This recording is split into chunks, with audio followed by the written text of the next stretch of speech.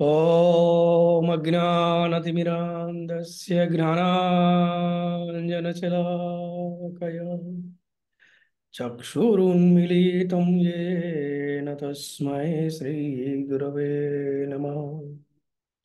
श्रीचैतन्यमनोभीष्टं स्थापितं येन भूतले स्वयं रूपः कदा मह्यं ददाति स्वपदान्तिकम्।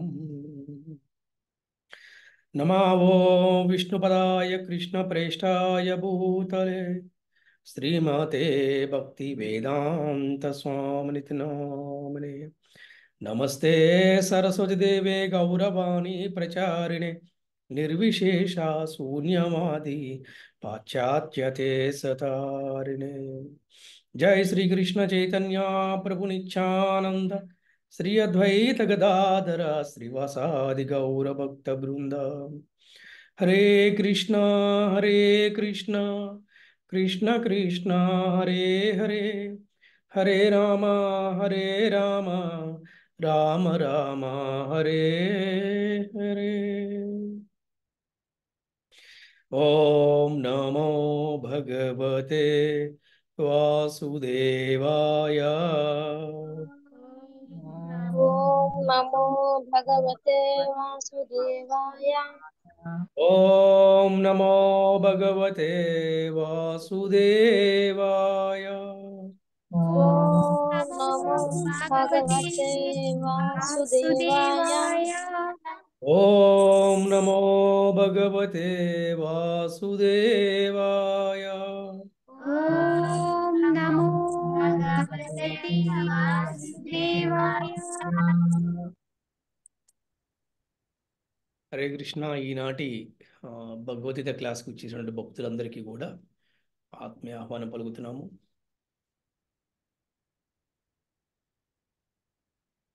7వ అధ్యాయము 26వ శ్లోకం నుంచి 7వ అధ్యాయము 30వ శ్లోకం వరకు చెప్పుకుంటాము.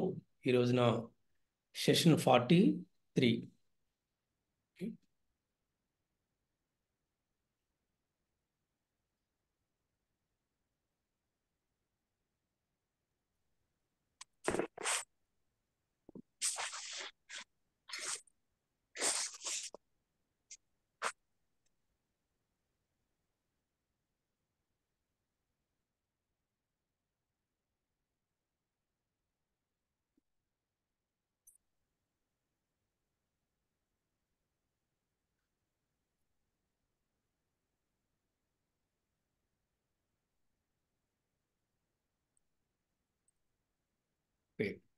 సో హరే కృష్ణ.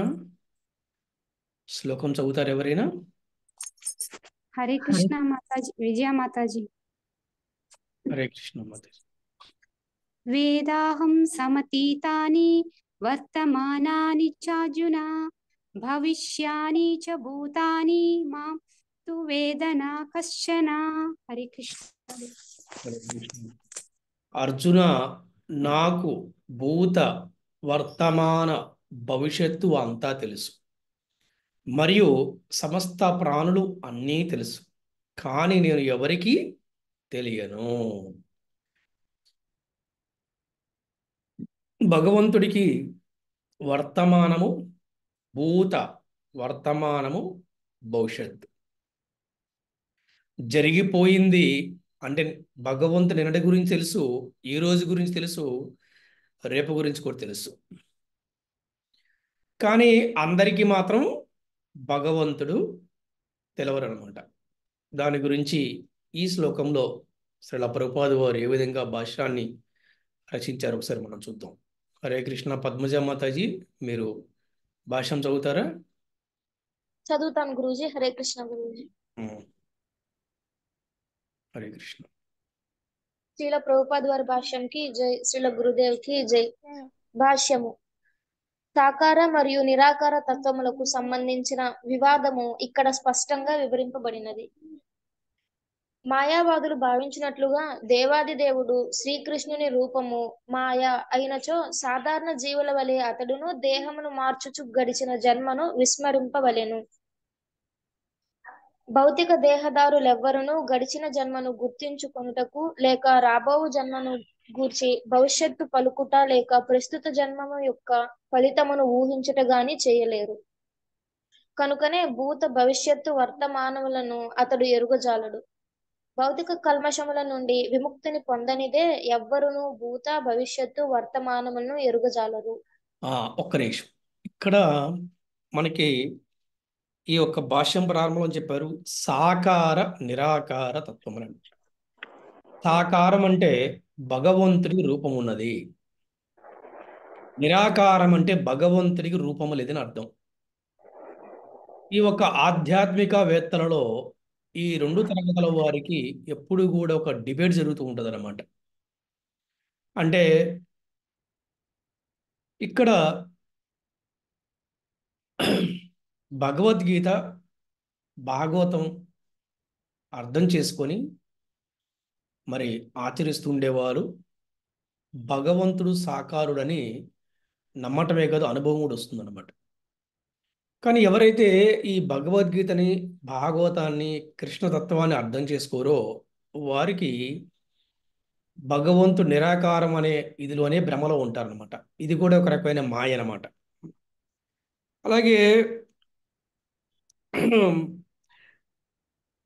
నిజంగా భగవంతుడి రూపం కనుక మాయ అయితే, అంటే భౌతికమైతే గనక, వాళ్ళు అనుకున్నట్టుగానే అయితే గనక భగవంతుడు కూడా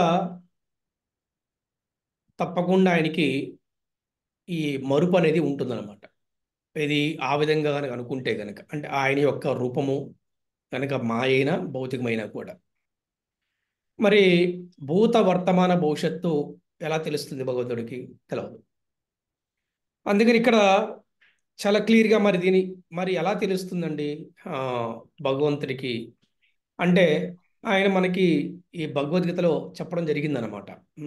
అర్జునుడు చెప్పాడు, నీకును నాకును పలు జన్మలు జరిగినవి, నాకు అవన్నీ కూడా గుర్తు ఉన్నవి, నీకు మాత్రం గుర్తు లేవు అని చెప్తాడు అనమాట.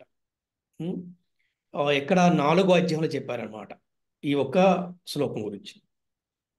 అలాగే భూత వర్తమాన భవిష్యత్తు ఎవరు తెలుస్తుందంటే భౌతిక సంపర్కం నుంచి ముక్తి పొందిన వాడికి. అంటే పూర్తిగా కూడా అతను ఎవరికి వస్తుందంటే పూర్తిగా దివ్యమైన వ్యక్తిగా ఉన్నప్పుడు, నిరంతరము ఆధ్యాత్మిక సాధనలో ఉన్న వ్యక్తికి అది సాధ్యపడుతుంది, కానీ అది మామూలు వ్యక్తులకు సాధ్యపడదు అనమాట. అందుకని ఈ భౌతిక సంపర్కం నుండి ముక్తి పొందినది ఎవరిను కూడా భూత భవిష్యత్ వర్తంలో ఎరుగజాలరు. భగవంతుడు దీనికి అతీతుడు అనమాట. దేనికి అతీతుడు అంటే ఈ యొక్క ప్రకృతికి అతీతుడు భగవంతుడు. మనము ఇంతకుముందు కూడా చెప్పుకున్నాం మనం, అంటే సత్వ రజో తమో గుణాలు ఉంటాయి, కానీ కృష్ణుడు మాత్రం త్రిగుణాతీతుడు అని చెప్పుకున్నాం మనం. గుణాతీతుడు అనమాట, త్రిగుణాతీతుడు అంటే ఆయనకి గుణాలు వర్తించవు అనమాట. అది సో అట్లాగే ఇక్కడ ఏంటంటే ఎలా తెలుస్తుంది మరి ఈ వ్యక్తికి అంటే ఈయన గనక ఫర్ ఎగ్జాంపుల్ ఒక మాయ అయితే, ఈ భగవంతుడి కృష్ణుడు గనక ఒక భౌతికమైనటువంటి వ్యక్తి అయితే గనక, కేవలము ద్వాపరయుగంలో వచ్చినటువంటి కేవలం ఒక యాదవుడిగా వచ్చిన కృష్ణుడు గనక అయితే గనక ఇది ఎలా సాధ్యపడుతుంది? ఇది భూత వర్తమాన భవిష్యత్తు అనేది ఇక్కడ మనం అర్థం చేసుకోవాల్సిన అవసరం ఉందన్నమాట.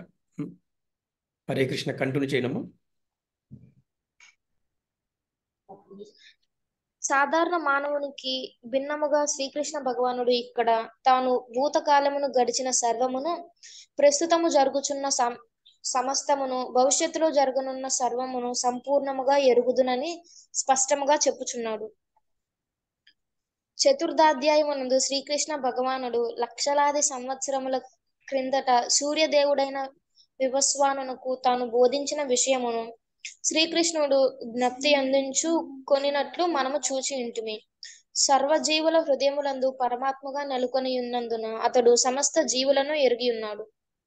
ఒక్క నిమిషం, ఇక్కడ మనము చూస్తే గనక 4వ అధ్యాయం 1వ శ్లోకంలో చెప్తున్నాడు భగవంతుడు, ఇమం వివస్వతే యోగం ప్రోక్తవాన హమవ్యయం వివస్మానవే ప్రాహ మనురిక్షాకవే అబ్రవీత్. ఈ అవ్యయమైన యోగ శాస్త్రమును నేను మొదట వివస్వానుడికి అనగా సూర్యదేవునికి ఉపదేశించును. సూర్యుడు దానిని మానవులకి ప్రతి అయిన మనువుకు ఉపదేశించగా మనువు దానిని ఇక్ష్వాకుకు ఉపదేశించను అని చెప్పి శ్రీకృష్ణ భగవానుడు అర్జునుడు చెప్పడం జరిగింది. కానీ ఈ ప్రపంచ మానవులందరికీ ఏం తెలుసు అంటే కృష్ణుడు అర్జునుడికి గీతను బోధించారని తెలుసు.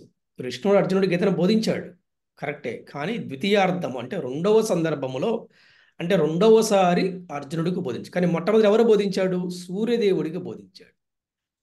మరి సూర్యుడు ఎప్పుడు వాడు అంటే ఎవరికి కూడా చెప్పలేము, లక్షలాది సంవత్సరాలు.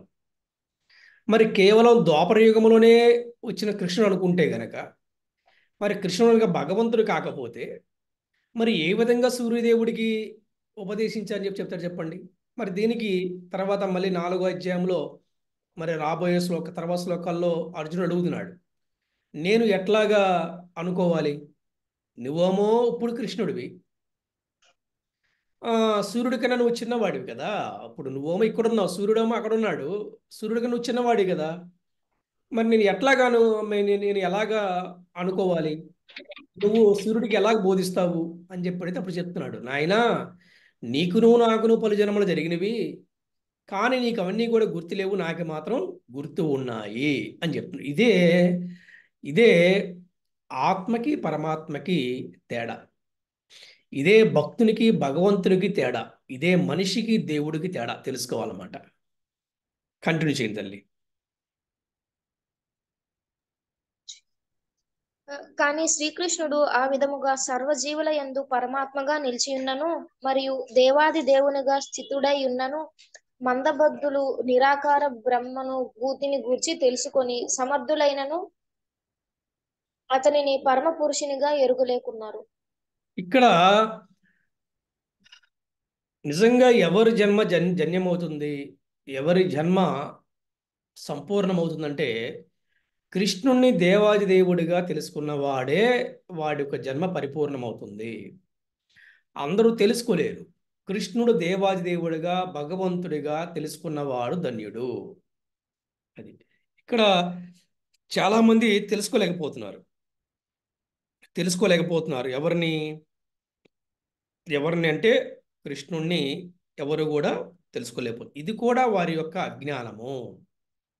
వారి అజ్ఞానం వల్ల కృష్ణుడు దేవాది దేవుడని, కృష్ణుడు భగవంతుడని, కృష్ణుడు పూర్ణ పురుషోత్తముడని వారు తెలుసుకోలేకపోతున్నారు. కంటిన్యూ చేయండి మాతాజీ. యథార్థమునకు శ్రీకృష్ణ భగవానుని దివ్య దేహము నస్వరము కానిది. అతడు సూర్యుని వంటివాడు, మాయ మేఘము వంటిది. భౌతిక జగత్తులోని సూర్యుడు, చంద్రుడు, నక్షత్రాదులు కలిగిన ఆకాశమును మేఘములు కొన్ని మార్లు తాత్కాలికముగా కప్పివేసినను వాస్తవమునకు అది మన దృష్టిని కప్పివేయుటటియే అగును. ఏలయన సూర్య చంద్రాదులు వాస్తవమునకు కప్పబడరు, అట్లే మాయ కూడా శ్రీకృష్ణ భగవానుని కప్పలేదు. అతడే తన యోగమాయచే మందబుద్ధులకు మానవులకు గోచరించక ఇండును. ఈ అధ్యాయమునందు గురుజీ చెప్పండి. ఈ అధ్యాయం అందరి చెప్పండి. ఈ అధ్యాయమునందలి 3వ శ్లోకమున తెలుపబడినట్లు అనేక లక్షల మంది జనుల్లో అతి కొద్ది మంది మాత్రమే మానవ జన్మను సఫలము చేసుకొనుటకు యత్నింతురు. అట్లు యత్నించి సఫలీకృతులైన వేలాది మందిలో ఒకానొకడు మాత్రమే శ్రీకృష్ణుని వాస్తవంగా అవగతము చేసుకొనగలడు. ఎవరైనాను నిరాకార బ్రహ్మానుభూతిని గాని పరమాత్మానుభూతిని గాని సాధించినను వారు కృష్ణ చైతన్యమునందు పరిపూర్ణులు కానిదే ఎవ్వరును దేవాది దేవుడైన శ్రీకృష్ణుని అవగతము చేసుకొనజాలరు. హరే కృష్ణ గురూజీ. Very good. ఇక్కడ మనం గమనిస్తే గనక సూర్యుడిని ఆకాశములో కనపడే సూర్యుడికి మేఘాలు కప్పినప్పుడు సూర్యుడు ఇంకా లేడు అనుకుంటా అజ్ఞానం అన్నమాట. అంటే తాత్కాలికంగా మేఘాలు కప్పిపడినాయి, కానీ సూర్యుడు మాత్రము ఉన్నాడు. అలాగే సూర్యగ్రహణం జరిగినప్పుడు కూడా సూర్యుడికి గ్రహణము అంటే ఈ యొక్క గ్రహణము పట్టినప్పటికి కూడా సూర్యుడే, చంద్రుడే. సూర్యచంద్రులు ఇద్దరంగా తాత్కాలికంగా ఈ మేఘాలతో కప్పబడినప్పటికీను సూర్యుడు సూర్యుడే, చంద్రుడు చంద్రుడే. భగవంతుడు కూడా అట్లాగే. భగవంతుడికి ఎటువంటి మాయ కూడా పట్టదు. అసలు ఆ మాయకు కూడా అధిపతి భగవంతుడే. ఈ భగవంతుడి యొక్క బాహ్య శక్తే మాయ అనమాట. అందుకని కొన్నిసార్లు అంటే ఎవరైతే అజ్ఞానులు మేఘాలు కప్పినప్పుడు సూర్యుడు లేడనుకుంటారో, సూర్యుడు ఇంక వెళ్ళిపోయాడికి మళ్ళీ రాడనుకుంటారో, అలాగే భగవంతుణ్ణి కొంతమంది అజ్ఞానంతో ఉన్నవారు అర్థం చేసుకోలేరు అనేది ఈ ఒక్క శ్లోకంలో మనకి చాలా చక్కగా తెలుస్తుంది. అలాగే చాలామంది కూడా నిరాకార బ్రహ్మానుభూతిని, వారు నిరాకార బ్రహ్మ జ్యోతిని చేరుకోవాలని ఎంత ప్రయత్నించినను కృష్ణ భక్తి అందు పూర్ణుడు కానిదే, అంటే కృష్ణ భక్తులు అతను ఎవరు కూడా సంపూర్ణంగా లేనివాడు కృష్ణుణ్ణి అర్థం చేసుకోలేడు అనేది మనకి ఈ శ్లోకంలో కన్క్లూజన్ ఇస్తున్నారు. ఓకే, హరే కృష్ణ. నెక్స్ట్ శ్లోకం చదవండి.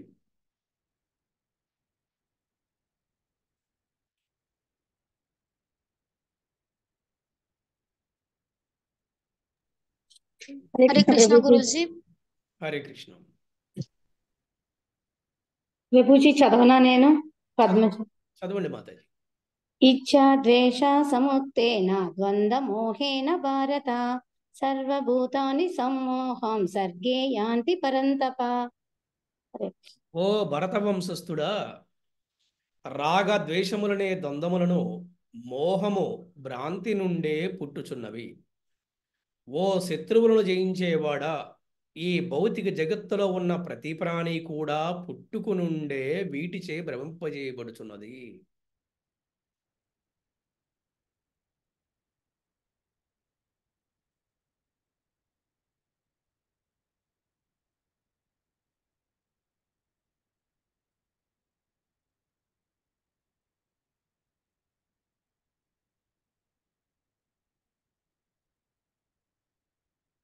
ఎప్పుడైతే ఒక శిశువు జననం తీసుకుంటుందో అప్పటి నుంచే ఇటువంటి అనేది, అంటే ఈ భౌతికమైన జీవితంలో జన్మించిన తర్వాత ప్రతి ప్రాణి కూడా ఈ భౌతికమైనటువంటి ప్రకృతి వల్ల వారికి రాగద్వేషాలు అనేవి, మోహం ఇవన్నీ కూడా స్టార్ట్ అవుతాయి అన్నమాట.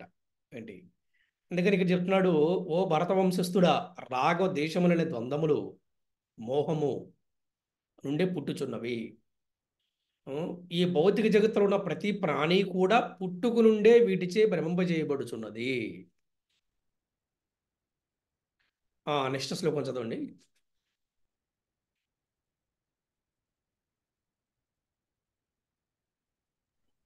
హరే కృష్ణ ప్రభుజీ. హరే కృష్ణ. ఏషాం త్వంతగతం పాపం జనానాం పుణ్యకర్మణాం తే ద్వంద్వమోహ నిర్ముక్త భజంతే మాం దృఢవ్రతాః. హరే కృష్ణ ప్రభుజీ. పుణ్యకర్మలు ఆచరించుడిచే ఎవరి పాపములను అయితే పూర్తిగా నశించిపోయినవో వారు ఈ ద్వంద్వముల మోహం నుండి విముక్తి పొందుతారు. అటువంటి వారు నన్ను దృఢ సంకల్పముతో పూజిస్తారు. ఇది చాలా చాలా చాలా ఇంపార్టెంట్. మీరు వినండి. పుణ్యకర్మలు ఆచరించుడి చేత ఎవరి పాపాలు అయితే పూర్తిగా నశించిపోతాయో వారు ఈ ఒక్క ద్వంద్వాలు, అంటే మోహము, ఈ రాగద్వేషాలు, వీటి నుంచి విముక్తి పొందుతారు. అటువంటి వారిని దృఢ సంకల్పంతో పూజిస్తారు. అంటే ఇక్కడ మనకి ఈ ముందు శ్లోకాలు కూడా చాలా చెప్పుకున్నారు. అంటే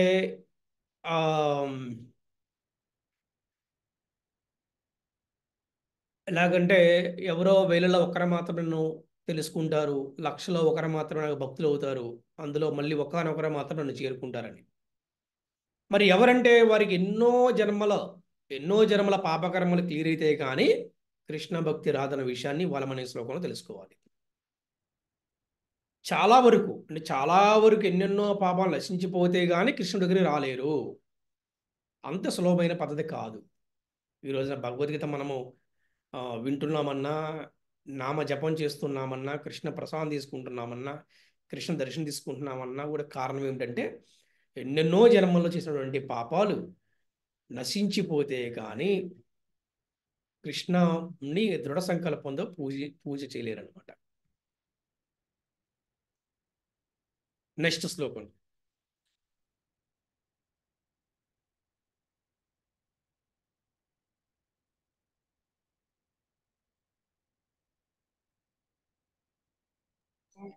హరే కృష్ణ గురూజీ. పద్మజ గురూజీ. హరే కృష్ణ.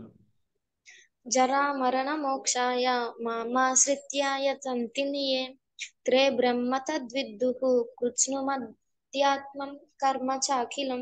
హరే కృష్ణ గురూజీ. ముసలితనము మరియు మరణము నుండి విముక్తి పొందడానికి పరిశ్రమిస్తూ నన్ను ఆశ్రయించిన వారు బ్రహ్మమును, తమ ఆత్మతత్వమును, సమస్త కర్మక్షేత్రమును తెలుసుకుంటారు.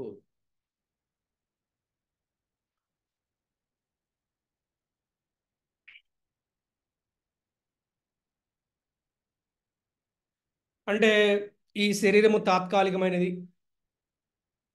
మనము జనన మరణ జన్మమృత్యు జరావ్యాధి నుంచి తప్పించుకోవాలి, ఈ ముసలితనము అలాగే ఈ మరణము నుంచి విముక్తి పొందాలి అని ఎవరైతే ప్రయత్నిస్తూ ఉంటారో ఏంటి వారు ఆత్మతత్వాన్ని అలాగే సమస్త మరిటువంటి కర్మక్షేత్రం తెలుసుకుంటారన్నమాట. వాళ్ళు ఏ విధంగా అంటే ఏదైనా మంచి జరిగిందనుకోండి, కృష్ణుడి దయ వల్ల, గురువు కృష్ణుడి దయ వల్ల నాకు మంచి జరిగింది, నేను ఆనందంగా ఉన్నాను.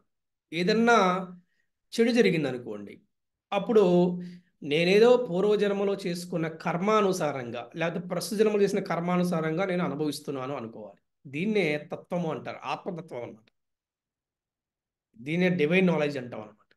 దీని సమస్త కర్మక్షేత్రం తెలుసుకుంటాం అది అనమాట. అంటే ప్రతిదీ కూడా ఒక రకమైనటువంటి ఏమంటారంటే దాన్ని జ్ఞానము. అంటే ఎటువంటి జ్ఞానం? దివ్యమైన జ్ఞానం అనమాట. అంతేగాని జనరల్గా ఈ భక్తి లేకపోతే, ఈ తత్వాన్ని కానీ తెలుసుకోలేకపోతే, కృష్ణ భక్తి లేకపోతే జనరల్గా సామాన్య మానవులు ఏం చేస్తూ ఉంటారంటే వీళ్ళు చేసిన తప్పుకి వేరే వాళ్ళు నెట్టేస్తూ ఉంటారనమాట. వీరు పడే బాధలకి వేరే వాళ్ళకి కారణాలని చెప్పి చూపిస్తూ ఉంటారనమాట. అంటే తన తప్పుని తను తెలుసుకోలేడు, తన కష్టానికి వేరే వాళ్ళకి కారణం అని ఎప్పుడు కూడా బాధపడుతూ నిందిస్తూ ఉంటాడు అనమాట. దీనివల్ల ఇతనికి ఆనందం ఉండదు, అవతల వాళ్ళకి కూడా ఆనందం ఉండదు అనమాట. కానీ ఇది తెలిసిన వాడు, అంటే జన్మ మృత్యు జరావ్యాధి నుంచి నేను బయటపడాలని ప్రయత్నించేవాడు, కృష్ణ భక్తి చేసేవారు ఏంటి వాళ్ళు ఎలా ఉంటారంటే అంటే చాలా అంటే ఎలా అంటే వాళ్ళు ఇంకా బ్రహ్మస్వరూపులై ఉంటారు అన్నమాట. బ్రహ్మస్వరూపులై ఉంటారు అని చాలా చక్కగా మనకి ఈ శ్లోకంలో శ్రీకృష్ణ భగవానుడు తెలియజేస్తున్నాడు. హరే కృష్ణ.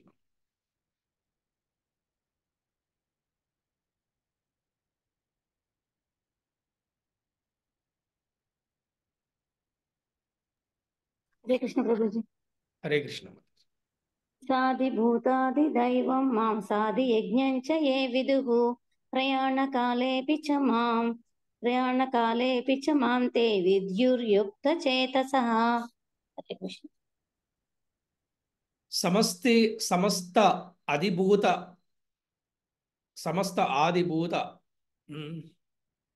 ఆది దైవ మరియు ఆది యజ్ఞములకు అధిపతిని నేనే అని తెలుసుకున్న జ్ఞానోదయమైన జీవాత్మలు మరణ సమయంలో కూడా పూర్తిగా నాయందే స్థితమై ఉంటారు. ఇది చాలా చాలా ఇంపార్టెంట్ ఈ శ్లోకము. ఈ యొక్క అధ్యాయంలో ఇది ఆఖరి శ్లోకము. ఈ శ్లోకంతో 7వ అధ్యాయం పూర్తవుతుంది. చూడండి, కన్క్లూజన్ ఇచ్చారనమాట ఇక్కడ. మనము ఇంతకుముందు చాలా శ్లోకాల్లో మనం తెలుసుకున్నాము. అంటే నన్ను ఎవరు తెలుసుకుంటారు, ఎవరు తెలుసుకోలేరు, నా భక్తి ఎవరు చేస్తారు, ఎవరు చేయలేరు, ఎవరు ప్రయత్నిస్తారు, ఎవరు ప్రయత్నించరు, ప్రయత్నించే వాళ్ళు ఎవరు సక్సెస్ అవుతారు, ఎవరు సక్సెస్ కారు అనే దాని గురించి మనం 7వ అధ్యాయంలో చాలా బాగా తెలుసుకున్నాం. మనం ఈ 7వ అధ్యాయానికి పేరే భగవద్విజ్ఞానం అన్నమాట. అంటే భగవద్ సంబంధించినటువంటి విజ్ఞానం. ఇది విజ్ఞానం అంటే ఆచరించే విధంగా ఉంది. జ్ఞానము విజ్ఞానం అనమాట. ఇది ఏంటంటే భగవద్విజ్ఞానము.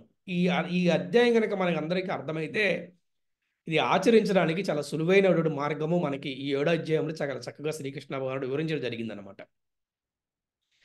ఇక్కడ ఆది భూత, ఆది దైవ, ఆది యజ్ఞములకు అధిపతిని నేనే అని తెలుసుకున్న జ్ఞానోదయం అనే జీవాత్మలు మరణ సమయంలో కూడా నాయందే స్థితిలో ఉంటారు. అంటే అంతేకాకుండా సమస్త దేవతలకు, సమస్త యజ్ఞములకు అంటే భౌతిక జగత్తును, సర్వదేవతలను, సమస్త యజ్ఞమును కూడా నియమించువాని నేను తెలుసుకొని మరణ సమయమును కూడా నన్ను దేవాదేవుడైన అవగాహనతో ఎరిగిందురు. ఇక్కడ తెలుసుకోవాల్సిందంటే ఈ భౌతిక జగత్తును కూడా నియమించేవాడు భగవంతుడే, సర్వ దేవతలను కూడా నియమించేటటువంటి వాడు భగవంతుడే, సర్వ యజ్ఞాలు కూడా నియమించేటటువంటి వాడు భగవంతుడే అనమాట. ఇది తెలుసుకోవాలి. ఇటువంటి తెలుసుకున్నటువంటి జీవాత్మలు అంటే మనం అనమాట. ఎటువంటి జీవాత్మలు? జ్ఞానోదయం అన్నమాట. జ్ఞానోదయమైనటువంటి ఈ ఒక్క జీవులు మరణ సమయంలో కూడా నా యందు సిద్ధమై ఉంటారు. మరి ఎప్పుడు మరణ సమయంలో ఎలాగ గుర్తుంటాడండి భగవంతుడు అంటే ఈ విధమైనటువంటి సాధనతోటి మనము చివరి రోజుల్లో కూడా భగవంతుడి పట్లే మన మనసు స్థిరంగా ఉంచగలుగుతాము. చివరి రోజుల్లో ఒకటేసారి గుర్తు రావటం కష్టం అన్నమాట. ఒకసారి ఈ యొక్క భాష్యాన్ని ఎవరు చదువుతారు చాలా చక్కగా? ఎవరి దగ్గర అయితే భగవద్గీత ఉన్నదో వారు ఈ భాష్యాన్ని చదువుతారా? ప్రభుజీ నా దగ్గర ఉంది ప్రభుజీ, అయితే ఇది చిన్న బుక్. ఓకే, పద్మజ మీరు సునీత మాతాజీ కానీ పద్మజ కానీ ఎవరెవరు చదవండి. ప్రభుపాదులు వాడితే కాదు చిన్న బుక్. చదవనా ప్రభు? చదవండి. హరే కృష్ణ. హరే కృష్ణ ప్రభుజీ. చదవనా? చదవండి మాతాజీ. కృష్ణ చైతన్యంలో వర్తించే వ్యక్తులు దేవాది దేవుని పూర్తిగా అవగాహన చేసుకున్న మార్గము నుండి ఎన్నడను వైదొలగరు. దేవాది దేవుడు ఒక్కడికి చూడండి, ఎవరైతే ఈ కృష్ణ భక్తి చేసేవాళ్ళు ఎప్పుడు కూడా భగవంతుని తెలుసుకునే ప్రయత్నం నుంచి వాళ్ళు పక్కకు వెళ్ళరనమాట. నిరంతరం చూడండి, అందుకనే మన మందిరాల్లో నామజపం చేస్తూ ఈ ఆదివారం జరిగే కార్యక్రమాలకు రావటం, సంకీర్తనలో హారతిలో పాల్గొనటం, అది ఒక్కసారి అలవాటు అయిన తర్వాత ఇంకా వాళ్ళు ఎవరు కూడా ఆగిపోరు అనమాట, కంటిన్యూ చేస్తూ ఉంటారు. కారణం ఏంటంటే ఈ మార్గము నుంచి ఎవరు కూడా చాలా తక్కువ మంది ఫెయిల్ అవుతారు. ఇందులో తక్కువ మంది ఫెయిల్ అవుతారు అనమాట. ఈ కృష్ణ చైతన్యం అంత గొప్పదనమాట. అంటే అందుకని ఇక్కడ చెప్తున్నాం చాలా క్లియర్గా, ఈ మార్గం నుంచి ఎవరు కూడా వైదొలగరు. కంటిన్యూ చేయండి. దేవాది దేవుడు భౌతిక జగత్తును మరియు దేవతలను కూడా ఎలా పరిపాలించునో కృష్ణ చైతన్యపు దివ్య సాంగత్యంలో ఒకరు గ్రహింపగలుగును. అట్టి కృష్ణ చైతన్యపు దివ్య సాంగత్యంలో మానవుడు క్రమముగా దేవాది దేవుని పట్ల పూర్తి విశ్వాసమును పొందును. అట్టి కృష్ణ చైతన్యవంతుడు మరణ సమయంలోను శ్రీకృష్ణుని మరవబోడు. అట్లు సహజంగానే అతడు దేవాది దేవుని కృష్ణలోకమైన గోలోక బృందావనమును చేరుకోగలుగును. ఇక్కడ చూడండి, మనకి శాస్త్రం చెప్తుంది ఎవరికి మళ్ళీ జన్మం ఉండదు, ఎవరికి మోక్షం వస్తుందంటే ఎవరైతే చివరి రోజుల్లో కృష్ణ రామ వాసుదేవ నారాయణ అని శ్రవణము చేస్తారో కీర్తనము చేస్తారో వారికి మళ్ళీ జన్మ ఉండదు. అంటే ఎవరైతే వింటారో, ఎవరైతే చెప్తారో నామాన్ని, వారికి ఈ ఒక్క మళ్ళీ జన్మ ఉండదు. దాన్నే మోక్షం అంటారు. మరి ఎక్కడ చేరుకుంటారంటే కృష్ణలోకమగు గోలోక బృందావనానికి చేరుకుంటారు అని ఇక్కడ మనకి చాలా చక్కగా క్లియర్గా చెప్తున్నారు. కంటిన్యూ చేయండి. ఏ విధముగా మానవుడు పరిపూర్ణ కృష్ణ చైతన్యవంతుడు కాగలడో 7వ అధ్యాయం ప్రత్యేకంగా వివరించును. కృష్ణ చైతన్యవంతులైన భక్తుల సాంగత్యము అనేది అట్టి కృష్ణ చైతన్యమును సాధించుటకు ప్రారంభ అంశము. ఎందుకంటే అట్టి సాంగత్యము ఆధ్యాత్మిక మగుడు చేత మానవునికి దేవాది దేవునితో ప్రత్యక్ష సంబంధమును కలుగచేయును. అప్పుడు శ్రీకృష్ణుని కృపతో మానవునికి శ్రీకృష్ణుడే దేవాది దేవుడని అర్థం కాగలదు. భక్తుల సాంగత్యం అనేది చాలా చాలా అతి ముఖ్యమైనటువంటిది. ఆధ్యాత్మిక సాధనలో భక్తుల సాంగత్యము ద్వారా మన ఆధ్యాత్మిక సాధన అనేది చాలా సులభమవుతుంది. భక్తుల సాంగత్యం వల్ల మనం మాయకు లోనవ్వకుండా ఉండగలము. ఇంకా చెప్పాలంటే భక్తులు మనకి సెక్యూరిటీ లాంటి వారు. అంటే ఎటువంటి సెక్యూరిటీ అంటే చాలా మనకి రక్షణగా ఉంటారు భక్తులు. గుర్తుపెట్టుకోవాలి. అందుకని నిరంతరం కూడా భక్తుల సాంగత్యములో కాలాన్ని మనం గడుపుతూ ఉండాలన్నమాట. అందుకే మన మందిరాలు ఏర్పాటు చేసి అందుకేనమాట. మన మందిరాలు ఎందుకు ఏర్పాటు చేస్తామంటే అందరూ కూడా భక్తులందరూ వచ్చి కలిసి సంకీర్తన చేయటము, భజనలు, పాటలు పాడుకుంటాము, హారతులు, అలాగే భగవద్గీత, భాగవతము అందరూ కలిసి చక్కగా ప్రసాదం స్వీకరించటము, ఇదంతా కూడా భక్తుల సాంగత్యం అనమాట. భక్తుల సాంగత్యము ద్వారా, భక్తులతో పరస్పర సంభాషణల ద్వారా మనకి తెలుస్తూ ఉంటుంది, అవగతమవుతూ ఉంటుంది శ్రీకృష్ణుడు దేవాదేవుడని, భగవంతుడని తెలుస్తుంది. ఎలా తెలుస్తుందంటే, ఫర్ ఎగ్జాంపుల్ ఒక మాతాయి చెప్తారు, నేను ఈ కృష్ణ భక్తిలోకి వచ్చిన తర్వాత నాకు జరిగిన అనుభవాలు ఇలా ఉన్నాయని చెప్తారు ఆవిడ. అంటే అనుభవాలు అంటే నమ్మకాలు కాదు, నమ్మకాలు వేరు, అనుభవాలు వేరు. ఇంకో ప్రభు చెప్తారు, నేను కృష్ణ భక్తిలో వచ్చిన తర్వాత ఇలాగా, ఇంత ముందు ఇలా ఉన్నాను, ఇప్పుడు ఇలా ఉన్నాను. అంటే before Krishna consciousness and after Krishna consciousness. అంటే ఏంటివి? ఒక వ్యక్తి చెప్తే అతను నమ్మలేదు, ప్రత్యక్షంగా వచ్చి భక్తులతో కలిసి సంకీర్తనలోను, ఆ ఒక హారతలోను, ఈ భాగవత ప్రవచనాల్లోనూ ఉంటూ ప్రసాదాలు స్వీకరించడం కలిసి ఉండటం వల్ల వీరికి ఆ అనుభవాలు జరగటం, ఈ అనుభవాలను భక్తులతో పంచుకోవటం వల్ల భగవంతుడి పట్ల విశ్వాసం పెరుగుతుంది. అలాగే భగవంతుడి గురించి ఇంకా ఎన్నెన్నో విషయాలు తెలుసుకోవడానికి ఒక రకమైనటువంటి ఆసక్తి వస్తుంది. అందుకని భక్తుల సాంగత్యం అనేది చాలా చాలా అతి ముఖ్యమైన విషయం అన్నమాట. చూస్తూ ఉంటే కొంతమంది ఏంటి మాతాజీ మందిరం అంటే, ఏమొస్తాం ప్రభు, ఎంతో దూరం కదా, నేను చక్కగా జపం చేసుకుంటున్నాను, నేను భగవద్గీత చదువుకుంటున్నాను, నేను భాగవతం చదువుకుంటున్నాను అని చెప్పంట. ఎంత చదువుకున్నప్పుడు మంచిదే, రాలేనప్పుడు కుదరనప్పుడు మంచిదే, కానీ అదే అలవాటు అవ్వటం వల్ల ఏమవుతుందంటే మనకి అది అంత ఆరోగ్యకరమైనటువంటి పరిస్థితి కాదనమాట. మనకి శక్తి ఉన్నంత వరకు, ఓపిక ఉన్నంత వరకు మన ఇంట్లో చేసుకుంటూ వారానికి ఒకసారి మందిరానికి వచ్చి, అలాగే మందిరంలో జరిగినటువంటి ఉత్సవాలు అంటే కూడా పాల్గొంటే మనకి భగవంతుడి పట్ల విశ్వాసం పెరుగుతుంది. అలాగే ఈ సాంగత్యం వల్ల మనకి ఎన్నో రకరకాలైనటువంటి జ్ఞానం వస్తుంది, ఎన్నో అనుభవాలు వస్తాయి అన్నమాట. హరే కృష్ణ, కంటిన్యూ చేయండి. సత్సాంగత్యమున కృష్ణ చైతన్యములో క్రమముగా పురోగతి సాధించిన వ్యక్తి శ్రీకృష్ణుని విస్మరించుట చేతనే తాను భౌతిక ప్రకృతి నియమములచే బంధింపబడినట్లు గ్రహించగలుగును. కృష్ణ చైతన్యమును పునరుద్ధరించుకొనుటకు మానవ జన్మ చక్కటి అవకాశమగుట చేత దానిని దేవాది దేవుని అవ్యాజ కృపను పొందుటకు పూర్తిగా వినియోగించుకోవాలని కూడా అతడు తప్పక గ్రహించగలుగును. ఇక్కడ తెలుసుకోవాల్సినంటే మానవ జన్మ అతి దుర్లభమైనది. ఎందుకంటే మనకి 84 లక్షల జీవరాశులు ఉన్నాయి, వీటిల్లో మానవ జన్మ అనేది అతి ముఖ్యమైనది.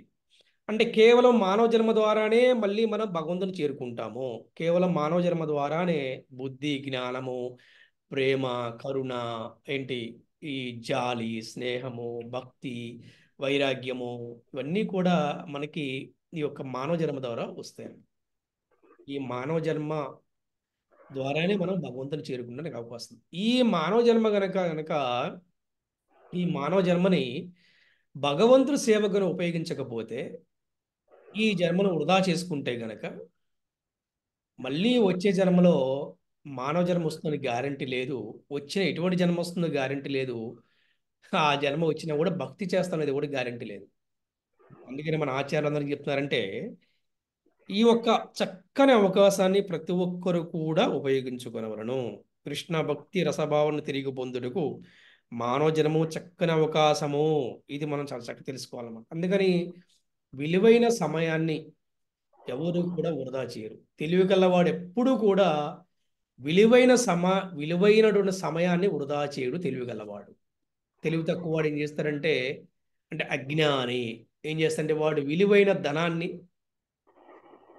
విలువైన సమయాన్ని, విలువైనటువంటి మానవ జన్మని ఎవరికో వారి కోసం ఉపయోగిస్తూ ఈ భౌతికమైన వ్యక్తుల పట్ల, భౌతికమైన వస్తువుల పట్ల వారు ఆకర్షితులయ్యి వారి కోసం వినియోగించి చివరికి వీరికి ఆనందం ఉండకుండా, వారికి ఆనందం లేకుండా కూడా బాధపడుతూ ఉంటారు.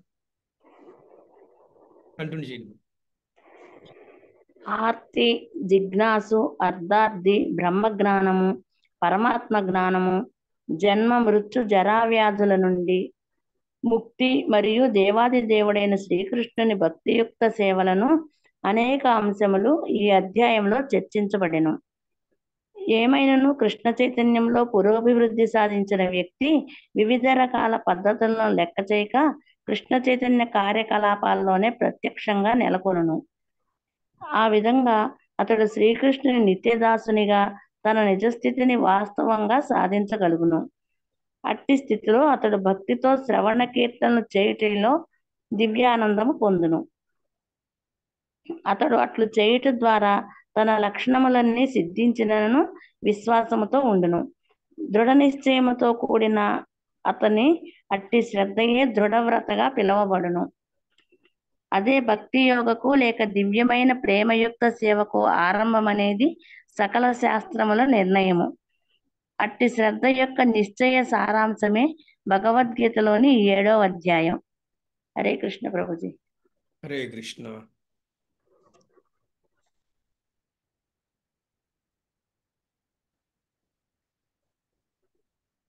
ఈ 7వ అధ్యాయంలో చాలా తెలుసుకున్నాము. పరమాత్మ జ్ఞానము, బ్రహ్మ జ్ఞానము, జన్మ మృత్యు జరావ్యాధుల నుండి ఏ విధంగా ముక్తి పొందాలి, కృష్ణుణ్ణి మనం ఏ విధంగా తెలుసుకోవాలి, కృష్ణ భక్తి ఏ విధంగా వస్తుంది, ఆ ఎవరు ఎవరు కృష్ణుడు చెప్తున్నాడు, ఎవరు నన్ను అర్థం చేసుకుంటారు, ఎవరు నన్ను అర్థం చేసుకున్నారు, ఎవరు నా కోసం ప్రయత్నిస్తారు, ఎవరైతే ప్రయత్నించరు, ఈయన ఎన్నో రకరకాల విషయాలు, ఎన్నెన్నో గొప్ప విషయాలన్నీ కూడా మనకి 7వ అధ్యాయం చెప్పడం జరిగింది. మీరందరూ కూడా ఈ 7వ అధ్యాయాన్ని మీరందరూ కూడా మళ్ళీ ఒకసారి మీరు అందరూ చదువుకోండి ఇంట్లో. శ్లోకము, భాష్యము. మీరు ఎవరు భయపడాల్సిన అవసరం లేదు. 30 శ్లోకాలు ఉన్నాయి 7వ అధ్యాయంలో. ఈ రోజుతోటి మన 7వ అధ్యాయం పూర్తి అయింది. ఏంటి రేపు నుంచి 8వ అధ్యాయం స్టార్ట్ అవబోతుంది. ఇప్పుడు 30వ ఈ శ్లోకాలు ఏం చేయాలంటే రోజుకి 5 శ్లోకాలు చొప్పున పడుకునే ముందు, రాత్రిపూట, పొద్దున ఎవరు కుదరదు అనుకోండి, పొద్దున చదివితే మంచిదే. పడుకునే ముందు రోజు 5 శ్లోకాలు, వాటి యొక్క భాషలు చదివి పడుకోవచ్చు. అరగంటలు అయిపోతుంది. 30 minutesలో 5 శ్లోకాలు, 5 భాష్యాలు చక్కగా అయిపోతుంది.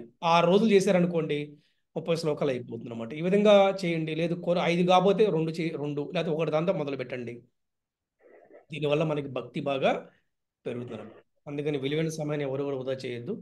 హరే కృష్ణ హరే కృష్ణ కృష్ణ కృష్ణ హరే హరే, హరే రామ రామ రామ హరే హరే. హరే కృష్ణ.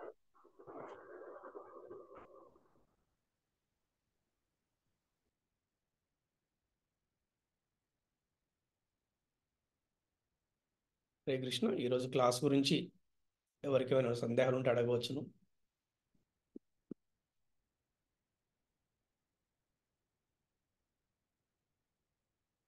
కదా గురుజీ.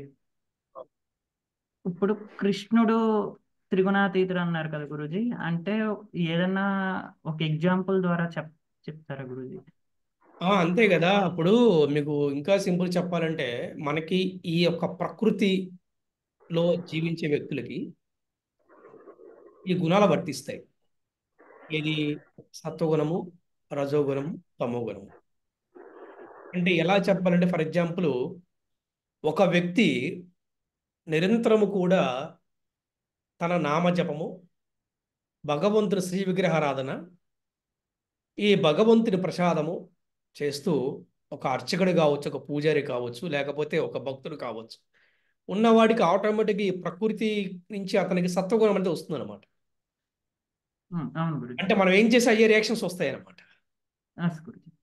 అదే వ్యక్తి గనక ఒక బాడీ బిల్డింగ్కో, లేకపోతే ఒక కర్రసామ నేర్చుకుంటామో, లేకపోతే ఏదైనా ఒక ఫైటింగ్ చేయడం కోసం ఏదైనా నేర్చుకున్నాడు, లేకపోతే ఒక మేనేజ్మెంట్ చేయడం ఏదైనా నేర్చుకున్నాడు అనుకోండి, ఆటోమేటిక్గా అతను రజోగుణం వస్తుంది. ఒక క్షత్రియులకు గుణం వస్తుంది, రజోగుణం వస్తుంది. ఎక్కడి నుంచి వస్తుందంటే ఇది కూడా ప్రకృతి నుంచి వస్తుంది.